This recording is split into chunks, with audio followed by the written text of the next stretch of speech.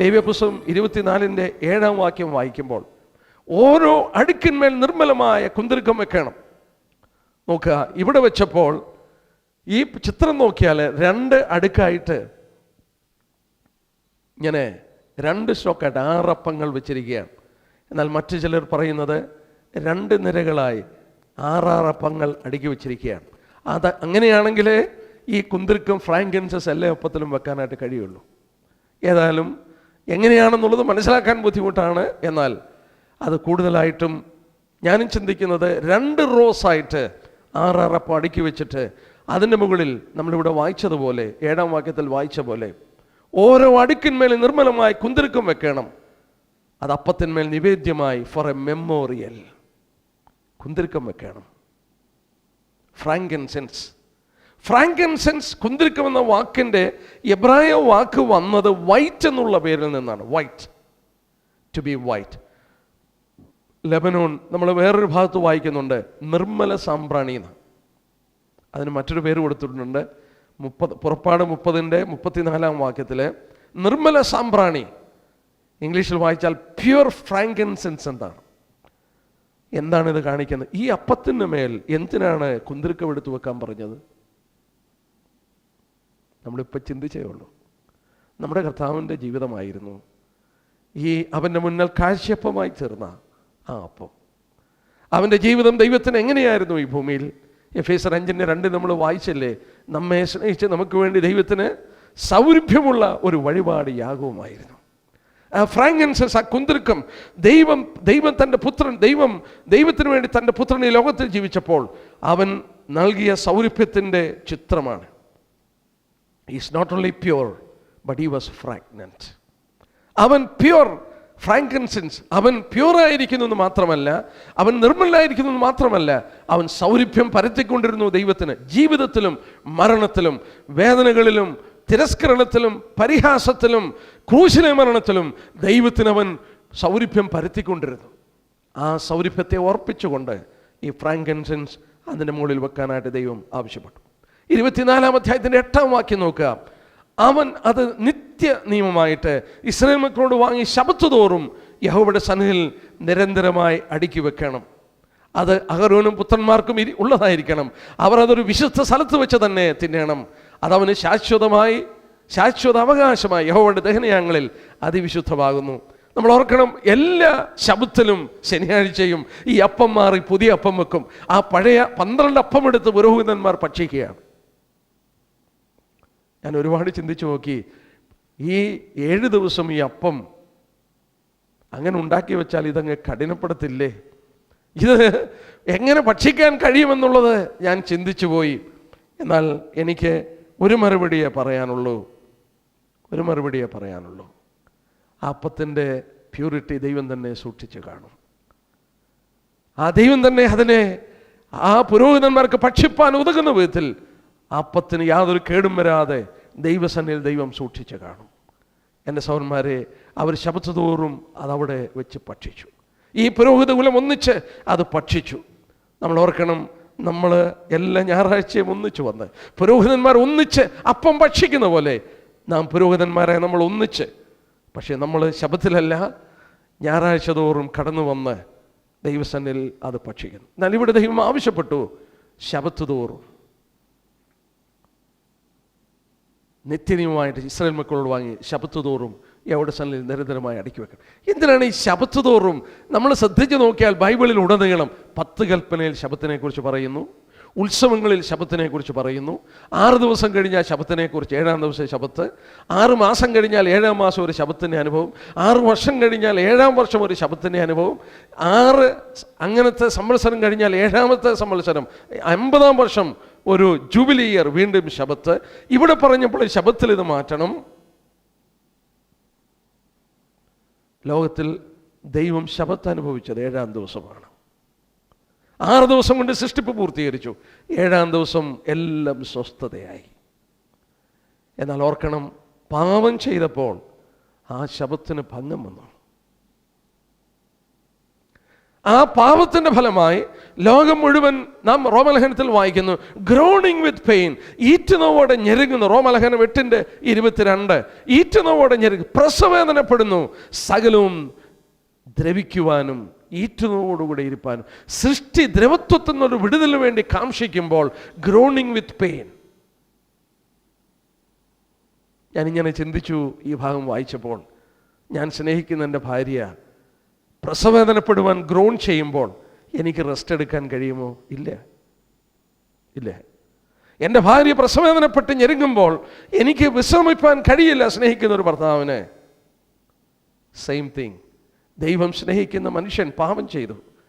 ആ പാപത്തിൻ്റെ ഫലമായി റോമലേഖനം 8:22 വായിക്കുന്ന പോലെ സകല സൃഷ്ടിയും ഈറ്റുനോവോടെ ഞെരുങ്ങുമ്പോൾ ദൈവത്തിന് സ്വസ്ഥത അനുഭവിപ്പാൻ കഴിയുന്നില്ല.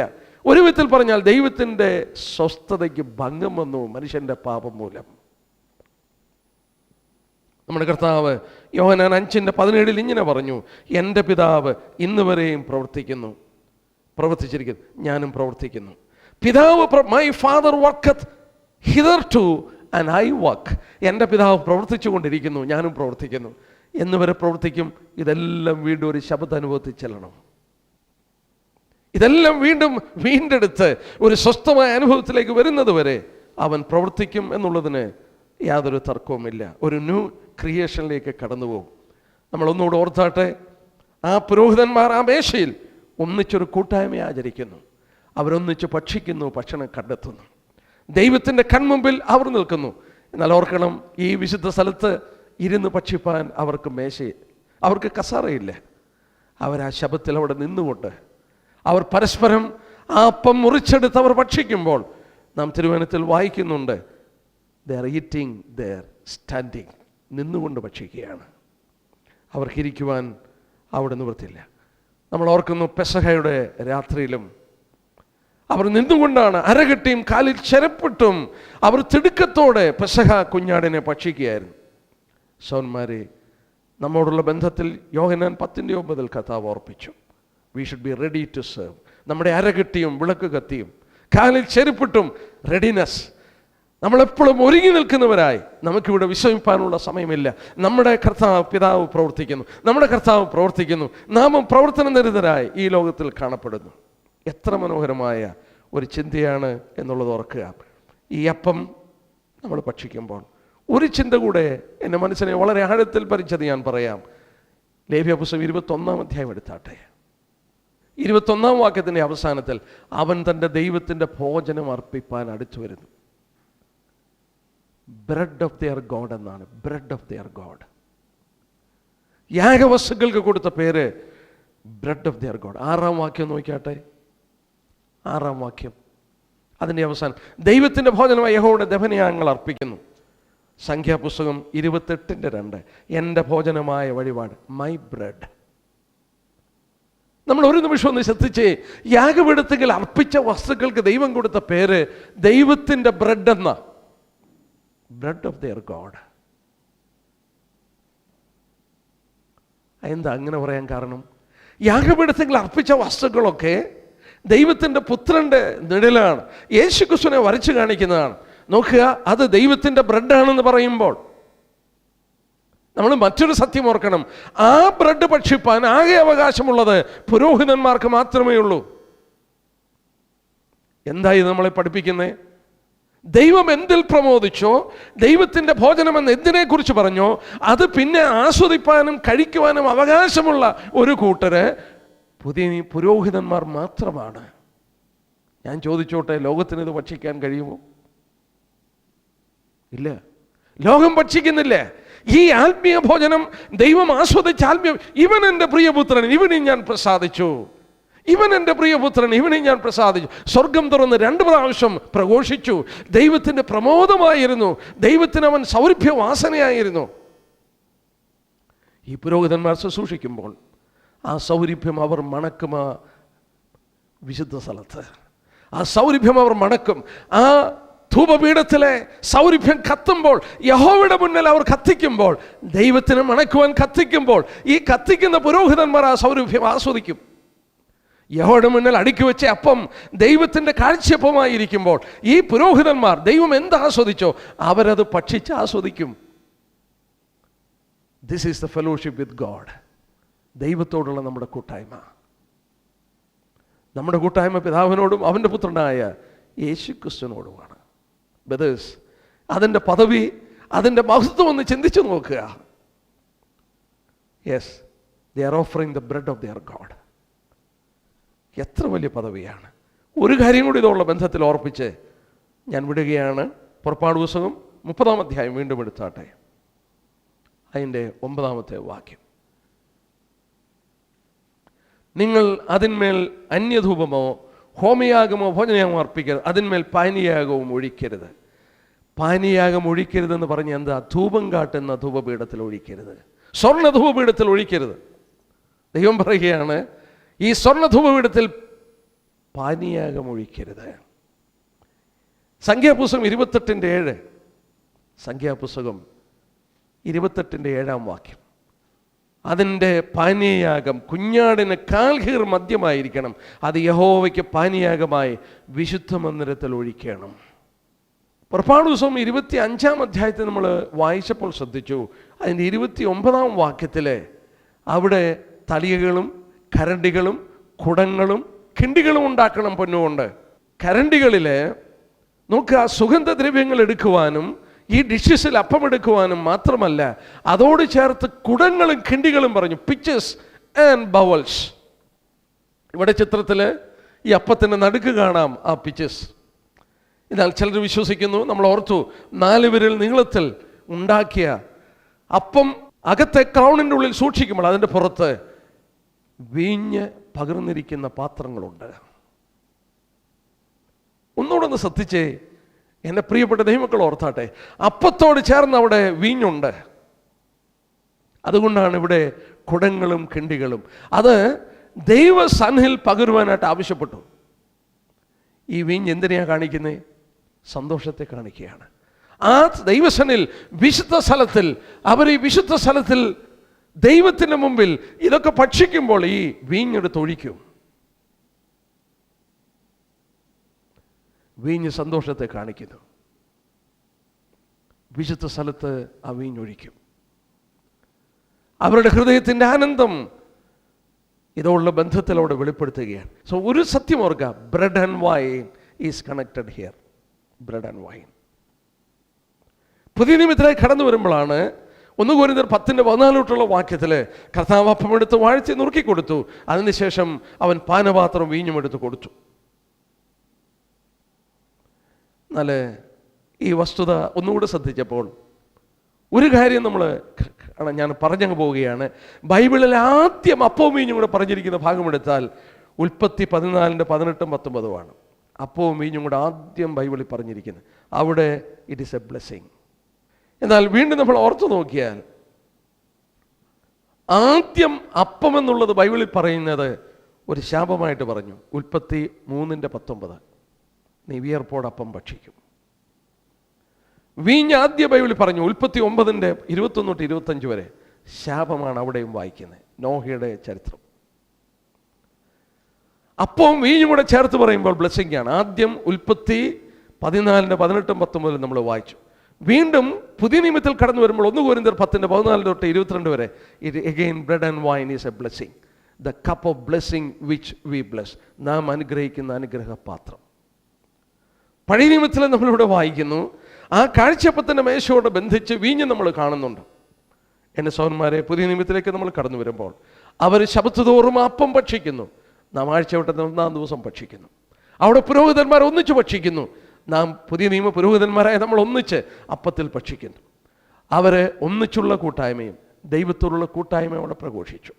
ആ 12 അപ്പം അവരൊന്നാണ്, യഹൂദൻ ഒന്നാണെന്നുള്ളത് ദൈവം മുമ്പാകെ വെളിപ്പെടുത്തിയപ്പോൾ നാം ഒന്നാണെന്ന്, കർത്താവിൻ്റെ ശരീരത്തെ മാത്രമല്ല നാം ഒന്നാണെന്ന് നാം ഈ പുതിയ നിയമ സഭയുടെ ആ അപ്പത്തിൽ നമ്മൾ പങ്കെടുക്കുമ്പോൾ ആ പുതിയ നിയമ ഡോക്ട്രിൻസിൽ പ്രാധാന്യതയുള്ളതായി നമ്മളത് കാണുന്നു. നമ്മൾ ഓർക്കണം, ദൈവം ഡിലൈറ്റ് ചെയ്യുന്നത് 24:9 വാക്യം നമ്മൾ വായിച്ചു, ഒരു വിശുദ്ധ സ്ഥലത്ത് വെച്ച് തന്നെ തിന്നണം. ദൈവം നമ്മളിൽ നിന്നും ആഗ്രഹിക്കുന്നു, ലോകത്തിൽ വെച്ചല്ല, father's delight is in the sanctuary. തൻ്റെ സഭയിലാണ് ദൈവത്തിൻ്റെ പ്രമോദം. ആ സഭയിൽ അത് ഭക്ഷിപ്പാൻ നമ്മോട് ആവശ്യപ്പെട്ടിരിക്കുകയാണ്. എത്ര അനുഗ്രഹിക്കപ്പെട്ട ഒരു മേശ, ദൈവം നമുക്ക് വേണ്ടി ഒരുക്കിയ മേശ. പഴയ നിയമത്തിൽ പുരോഹിതന്മാർക്ക് കൂട്ടായ്മ കണ്ടെത്തിയ മേശ. നമ്മുടെ ജീവൻ്റെ അപ്പമായ കർത്താവായ യേശുക്രിസ്തുവിനെ, മനുഷ്യനും ദൈവമായി തീർന്ന ദൈവപുത്രനെ ആ മേശ കാണിക്കുന്നു. ആ മേശയിലെ അപ്പം അവൻ്റെ ജീവിതത്തെ നമുക്ക് വരച്ച് കാണിക്കുന്നു. നമ്മൾ ഓർത്തതുപോലെ ഇറ്റ് ഈസ് ഷോ ബ്രെഡ്, കാഴ്ചയപ്പത്തിൻ്റെ അപ്പമാണ്. ദൈവത്തിൻ്റെ കൺമുമ്പിൽ അവൻ എപ്പോഴും ഉണ്ട്. അവൻ ദൈവത്തിന് കരേറ്റിയ സൗരഭ്യം അവിടെയുള്ള കുന്തിരിക്കം വെച്ചിരിക്കുന്നത് നമ്മളെ വീണ്ടും റിമൈൻഡ് ചെയ്യിക്കുന്നു. അതിൽ പങ്കാളികളാകുവാൻ ആകെ അവകാശമുള്ളത് പുതിയ നിയമസഭ മാത്രം, പുരോഹിതന്മാരായ നമ്മൾ മാത്രം. നാം അനുഗ്രഹിക്കപ്പെട്ടവരാണ്. അതിൻ്റെ മഹത്വം മനസ്സിലാക്കി കർത്താവിനെ കൂടുതൽ സ്നേഹിക്കാം. രണ്ടാമത്തെ ഭാഗത്തിലേക്ക് നമുക്ക് കടന്നു പോകാം. The golden alter of incense. Golden alter of incense, സ്വർണ്ണ ധൂപപീഠം, സൗരഭ്യം കരയിടുന്ന സ്വർണ്ണ ധൂപപീഠം. പുറപ്പാട് ദിവസം 30-ാം അധ്യായം, ഞാൻ വാക്യങ്ങൾ പറയാം. പുറപ്പാട് ദിവസം 30-ാം അധ്യായത്തിൻ്റെ ആദ്യത്തെ 10 വാക്യം, 37-ാം അധ്യായത്തിൻ്റെ 25 തൊട്ട് 29 വരെയുള്ള വാക്യം. അവസാനമായി ആ സുഗന്ധദ്രവ്യം എങ്ങനെ ഉണ്ടാക്കണമെന്ന് പുറപ്പാട് 30-ന്റെ 34 തൊട്ട് 38 വരെയുള്ള വാക്യം. 34 തൊട്ട് 38 വരെയുള്ള വാക്യം. ആ സുഗന്ധം, ഇൻസെൻസ് എങ്ങനെ ഉണ്ടാക്കണം, ആ ഭാഗത്തിലേക്ക് നമുക്കൊന്ന് കടന്നു വരാം. പുറപ്പാട് ദിവസം 30-ാം അധ്യായത്തിൻ്റെ ആദ്യത്തെ 10 വാക്യം നമുക്കൊന്ന് പെട്ടെന്ന് വായിക്കാം. ധൂപം കാട്ടുവാൻ ഒരു ധൂപപീഠം ഉണ്ടാക്കണം. ഖദർമരം കൊണ്ട് അത് ഉണ്ടാക്കണം. അതൊരു മുഴം നീളവും 1 മുഴം വീതിയും സമചതുരവും 2 മുഴം ഉയരവുമായിരിക്കണം. അതിൻ്റെ കൊമ്പുകൾ അതിൽ തന്നെ ആയിരിക്കണം. അതിന് മേൽപ്പലകയും ചുറ്റും അതിൻ്റെ പാർശ്വങ്ങളും കൊമ്പുകളും ഇങ്ങനെ അത് മുഴുവനും തങ്കം കൊണ്ട് പൊതിയണം. അതിന് ചുറ്റും പൊന്നുകൊണ്ട് ഒരു വക്കം ഉണ്ടാക്കണം. Thou shall make into it a crown of gold round about. ഇംഗ്ലീഷിൽ വായിച്ചാൽ crown of gold round about. ചുമക്കേണ്ടതിന് തണ്ട് ചെലുത്തുവാൻ അതിൻ്റെ വക്കിൻ കീഴെ 20 ഇരുപുറത്തും ഈ 2 പൊൻവളയം ഉണ്ടാക്കണം. അതിൻ്റെ 2 പാർശ്വത്തിലും അവയെ ഉണ്ടാക്കണം. തണ്ടുകൾ ഖദർമരം കൊണ്ടുണ്ടാക്കി പൊന്നു പൊതിയണം. സാക്ഷ്യപ്പെട്ടകത്തിന് മുമ്പിലും ഞാൻ നിനക്ക് വെളിപ്പെടുവാനുള്ള ഇടമായ സാക്ഷ്യത്തിൻ മീതെയുള്ള കൃപാസനത്തിന് മുമ്പിലും ഇരിക്കണം. തിരശ്ശീലയ്ക്ക് മുമ്പാകെ അത് വെക്കണം.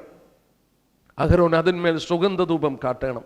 അവൻ ദിനംപ്രതി കാലത്ത് ദീപം തുടയ്ക്കുമ്പോൾ അവൻ ധൂപം കാട്ടണം. അഹരോൻ വൈകുന്നേരം ദീപം കൊളുത്തുമ്പോൾ അങ്ങനെ സുഗന്ധം കാട്ടണം. അത് തലമുറ യഹോവയുടെ മുമ്പാകെ നിരന്തര ധൂപമായിരിക്കണം. നിങ്ങൾ അതിന്മേൽ അന്യധൂപമോ ഹോമയാഗമോ ഭോജനയാഗമോ അർപ്പിക്കരുത്. അതിന്മേൽ പാനീയാഗം ഒഴിക്കരുത്. സമരസത്തിൽ ഒരിക്കൽ അഹരോൻ അതിൻ്റെ കൊമ്പുകൾക്ക് വേണ്ടി പ്രായശ്ചിത്തം കഴിക്കണം. പ്രായശ്ചിത്തത്തിലുള്ള പാപയാഗത്തിൻ്റെ രക്തം കൊണ്ട് അവൻ തലമുറയായി വർഷാന്തര പ്രായശ്ചിത്തം കഴിക്കണം. അത് യഹോവയ്ക്ക് അതിവിശുദ്ധം. വീണ്ടും നമ്മളിവിടെ വായിച്ചു അതിൻ്റെ 6-ാം വാക്യത്തിൽ തിരശ്ശീലയ്ക്ക് മുമ്പാകെ അത് വെക്കണം. ബിഫോർ ദ വെയിൽ. മറ്റു വിധത്തിൽ പറഞ്ഞാൽ ദൈവത്തിൻ്റെ മുമ്പാകെ. ഈ ഗോൾഡൻ ഓൾട്ടറിൻ്റെ പ്രത്യേകത ശ്രദ്ധിച്ചാൽ നമ്മൾ ഓർക്കണം, ദൈവസന്നിധിയിലൊക്കെ അടുത്ത് വരുന്ന ഒരാൾ ആദ്യം താമ്രയാഗപീഠത്തിൽ വരുന്നു, പിന്നീട് നോക്കിയാൽ പിത്തളത്തൊട്ടിയിൽ വരുന്നു. ഇതോട് സ്ട്രെയിറ്റ് ആയിട്ട് കാണുന്നതാണ് ഈ സ്വർണ്ണ ധൂപപീഠം. അതോട് സ്ട്രെയിറ്റ് ആണ് പെട്ടകം. ഒറ്റ ലൈനിൽ നിൽക്കുന്നു, സ്ട്രെയിറ്റ് ആയിട്ട് അത് പോകുന്നതായിട്ട് നമുക്ക് കാണാൻ സാധിക്കും. ഇത് വീട് നമ്മൾ നോക്കണം, സ്മോളസ്റ്റ് ഫർണിച്ചർ. ഈ സമാഗമന കൂടാരത്തിൻ്റെ അകത്തുള്ള സ്മോളസ്റ്റ് ഫർണിച്ചറാണ്, എന്നാൽ ഏറ്റവും ഉയരം കൂടിയ ഫർണിച്ചറുമാണ്. ഇതിന് നീളവും വീതിയും നമ്മൾ വായിച്ചു. ഏതാണ്ട് 2 ക്യൂബിറ്റ് ഹൈയും 1 ക്യൂബിറ്റ് ബ്രോഡും ലോങ്ങുമാണ്. അത് ചെറുതാണ്, എന്നാൽ അതിൻ്റെ ഹൈറ്റ് സാധാരണയിൽ നിന്ന് കൂടിയ ഹൈറ്റാണ്. നമ്മൾ ഓർത്തതുപോലെ അതിൻ്റെ മെറ്റീരിയൽ ഖദർമരമാണ്, തങ്കം പൊതിഞ്ഞിരിക്കുകയാണ്. ഈ സ്വർണ്ണ ധൂപപീഠവും നമ്മുടെ കർത്താവിനെ കാണിക്കുന്നതായിട്ട് പഠിക്കാൻ കഴിയും. നമ്മൾ ഓർത്തപ്പോൾ നമ്മൾ നേരത്തെ പഠിച്ചു, ഇവിടെ താമ്രയാഗപീഠമുണ്ട് ഫ്രണ്ടിൽ, ഇവിടെ സ്വർണ്ണ ധൂപപീഠമുണ്ട്. 2 യാഗപീഠങ്ങളാണ്. നോക്കിയേ, 1 is brazen altar, 1 is golden altar. ഒരെണ്ണം പ്രാകാരത്തിലും ഒരെണ്ണം വിശുദ്ധ സ്ഥലത്തുമാണ്. ഒരിടത്ത് യാഗമർപ്പിക്കുന്നു, ഒരിടത്ത് ധൂപം അർപ്പിക്കുന്നു. ഒരെണ്ണം താമ്രം കൊണ്ട് പൊതിഞ്ഞിരിക്കുന്നു, മറ്റേത് സ്വർണം കൊണ്ട് പൊതിഞ്ഞിരിക്കുന്നു. നമ്മൾ നോക്കിയാൽ സങ്കീർത്തനങ്ങൾ 84-ന്റെ 3-ാം വാക്യം, സങ്കീർത്തനങ്ങൾ 84 അതിൻ്റെ മൂന്നാമത്തെ വാക്യം 84:3.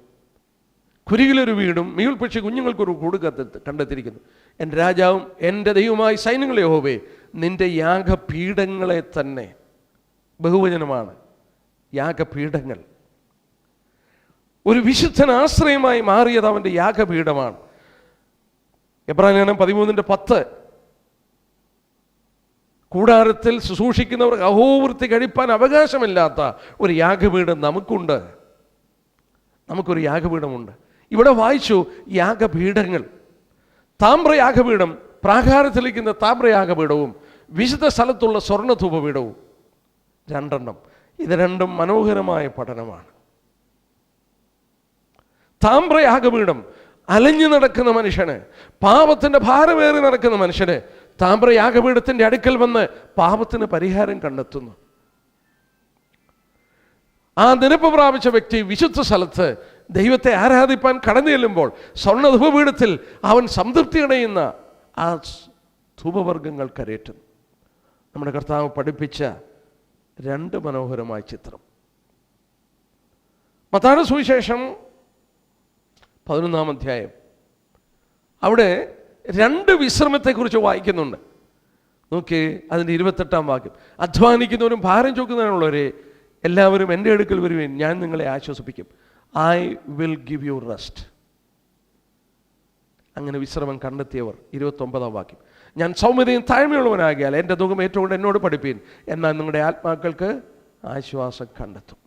28-ാം വാക്യത്തിൽ I will give you rest. 29-ാം വാക്യത്തിൽ you shall find rest unto your souls. അലഞ്ഞു നടക്കുന്ന മനുഷ്യന്, പാപത്തിൻ്റെ പരിഹാരത്തിന് വേണ്ടി നടക്കുന്ന മനുഷ്യന് താമ്രയാഗപീഠത്തെങ്കിൽ ക്രൂശിൻ്റെ അരികിൽ അവൻ വിശ്രമം കണ്ടെത്തുന്നു. പാപത്തിന് ഇനിയും ഒരു യാഗവും ആവശ്യമില്ലാതെ വണ്ണം ദൈവത്തിൽ വിശ്വസിച്ച് താമ്രയാഗപീഠത്തിൻ്റെ ചോട്ടിൽ അവൻ ദൈവത്തോട് നിരപ്പ് പ്രാപിക്കുന്നു. ഞാൻ നിങ്ങളെ I will give you rest. എന്നാൽ അങ്ങനെ ദൈവത്തോട് നിരപ്പ് പ്രാപിച്ചൊരു വ്യക്തി, കർത്താവ് പറഞ്ഞു, എൻ്റെ നുകമേറ്റ് എന്നോട് പഠിക്കുക, you will find your rest. ഈ ഹെവൻലി പ്ലേസിൽ, വിശുദ്ധ സ്ഥലത്ത് പ്രവേശിച്ച് ദൈവത്തെ ആരാധിക്കുന്ന ഒരു വ്യക്തി, ദൈവത്തെ സേവിക്കുന്ന ഒരു വ്യക്തി, കർത്താവ് പറഞ്ഞു, you shall find rest in your souls. രണ്ട് യാഗപീഠങ്ങൾ. എൻ്റെ സൗന്മാരെ, രണ്ട് യാഗപീഠങ്ങൾ. ആ യാഗപീഠം നമ്മൾ ഓർത്തു, ഈ സ്വർണ്ണ ധൂപപീഠം നമ്മുടെ കർത്താവ് തന്നെ ഖദിരമരം കൊണ്ട് നിർമ്മിക്കപ്പെട്ട് അതിനെ സ്വർണം കൊണ്ട് പൊതിഞ്ഞിരിക്കുകയാണ്. താമ്രയാഗപീഠം പുറത്താണ്, സ്വർണ്ണധൂപപീഠം അകത്താണ്. താമ്രയാഗപീഠത്തിൽ മൃഗങ്ങളെ അർപ്പിക്കുന്നു, സ്വർണ്ണധൂപപീഠത്തിൽ സുഗന്ധങ്ങൾ അർപ്പിക്കുന്നു. ഇത് രണ്ടും ഖദിരമരം കൊണ്ട് നിർമ്മിച്ചു. താമ്രയാഗപീഠം താമ്രം പൊതിഞ്ഞിരിക്കുന്നു, ഇതും ഖദിരമരമാണെങ്കിലും സ്വർണം പൊതിഞ്ഞിരിക്കുന്നു. നമ്മൾ അല്പമായ പഠനം നടത്തിയതാണ്. ബ്രാസ് ആൻഡ് ഓൾട്ടറിൽ കർത്താവിൻ്റെ സഫറിങ് നമുക്ക് വേണ്ടി യാഗമായി തീർന്ന ആ തീച്ചൂളയിൽ നമുക്ക് വേണ്ടി വെന്തുരുകിയ കഷ്ടമനുഭവിച്ച കർത്താവിനെ പഠിപ്പിച്ചപ്പോൾ സ്വർണ്ണധൂപപീഠത്തിൽ നമുക്ക് വേണ്ടി മധ്യസ്ഥ ചെയ്യുന്ന, നമ്മുടെ പ്രാർത്ഥനകൾ ദൈവസന്നിധിയിൽ സ്തോത്രസ്തുതികളായി അർപ്പിക്കുന്ന മീഡിയേറ്റർ ആയ കർത്താവിനെ പഠിപ്പിക്കുന്നു. ഇതിന് കൊമ്പുകളുണ്ട്, രണ്ടിനും കൊമ്പുകളുള്ളതായിട്ട് നമ്മൾ വായിച്ചു. താമ്രയാഗപീഠത്തിന് 4 കൊമ്പുണ്ട്, സ്വർണ്ണധൂപപീഠത്തിന് 4 കൊമ്പുണ്ട്. കൊമ്പുകൾ ശക്തിയെ കാണിച്ചു. 4 ദിക്കിലേക്ക് നിൽക്കുന്ന 4 കൊമ്പുകൾ. ബ്രാസ് ആൻഡ് ഓൾട്ടർ, താമ്രയാഗപീഠം 4 കൊമ്പുകളുണ്ട്. നമുക്കറിയാം, സർവ്വലോകത്തോടും വിളിക്കുകയാണ്, ക്രിസ്തു ലോകത്തിന് വേണ്ടി മരിച്ചു. എന്നാൽ ഗോൾഡൻ ഓൾട്ടർ, ഈ സ്വർണ്ണധൂപപീഠം, it is for the whole church, not for the world.